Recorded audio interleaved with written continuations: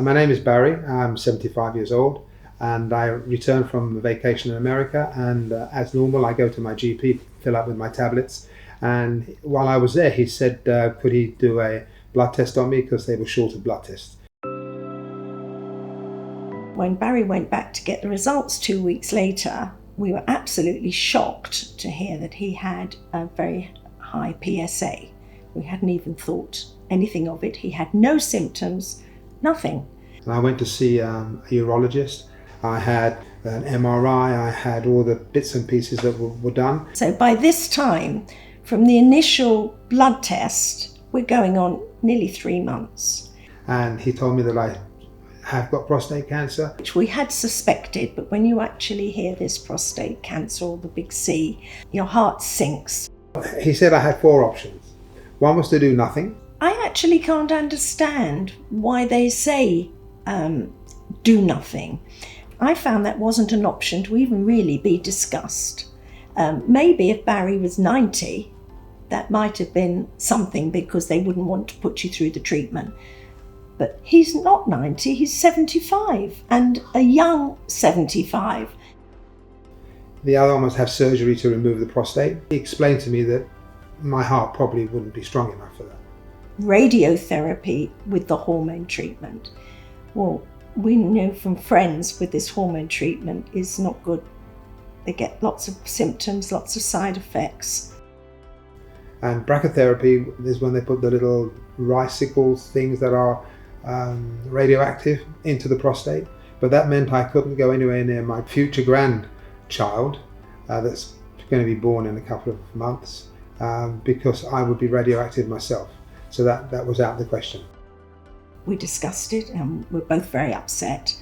And Barry had to be somewhere on the Sunday with one of our children, and I sat down with my iPad and I thought, I'm going to research to see if there's anything anywhere that we can do that would be better.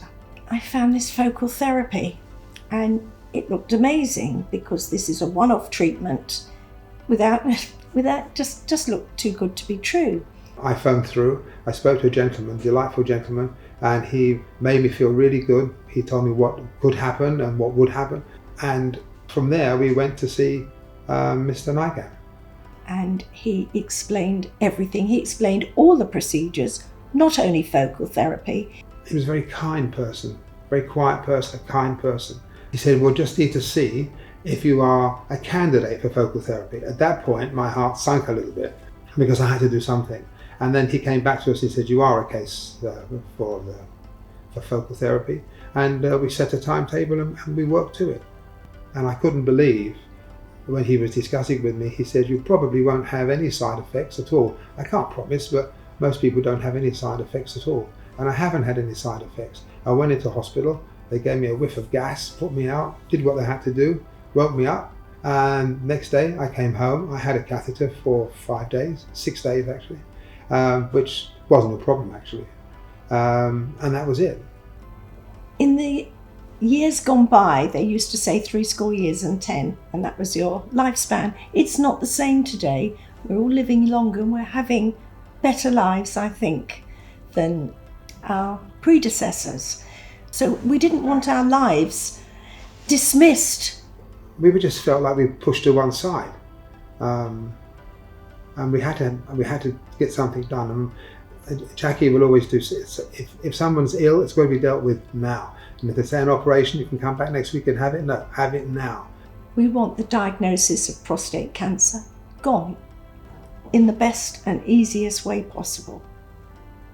And we found focal therapy, and that was the best and the easiest way.